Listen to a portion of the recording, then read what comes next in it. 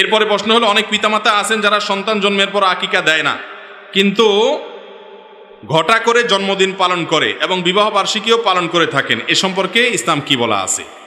এটা হলো গাছের গোড়া কেটে আগায় পানি দেওয়ার মতো। গাছের গোড়া কেটে কোথায় পানি দিচ্ছে? আগায় পানি ডালতেছে। আকিকা করা হলো সুন্নাত, আকিকা করা হলো নবী করিম সাল্লাল্লাহু আলাইহি সাল্লামের নির্দেশ।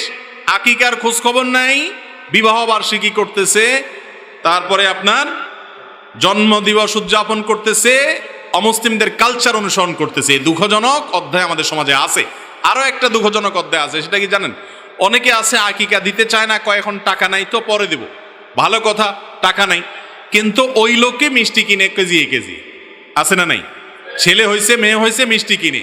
আরে ভাই, 10 কেজি মিষ্টি কিনতে যে টাকা যাচ্ছে, এর সাথে আর কিছু দিলেই তো আকিকার ছাগলের টাকা হয়ে যায়, ঠিক না? ঠিক। যারা মিষ্টি খাইতে চায় তারাও বোকা, যে খাওয়ায় সেও বোকা। যে খাওয়ায় সে বোকা কেন?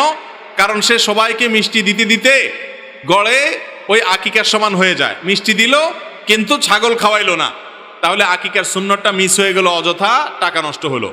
আর অনেকে আছে ছেলে হয়েছে বলে ভাই মিষ্টি খাওয়ান।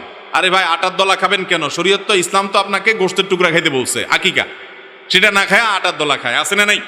তো এই জন্য সন্তানের জন্মের পর আপনি মিষ্টি কিনেন, কিন্তু আকিকা আপনাকে দেওয়ার চেষ্টা করা উচিত। আকিকা দিলে সন্তানের অনেক দিক থেকে কল্যাণ হয়, উপকারিতা হয় এবং বাবা মার বাধ্যগত থাকে।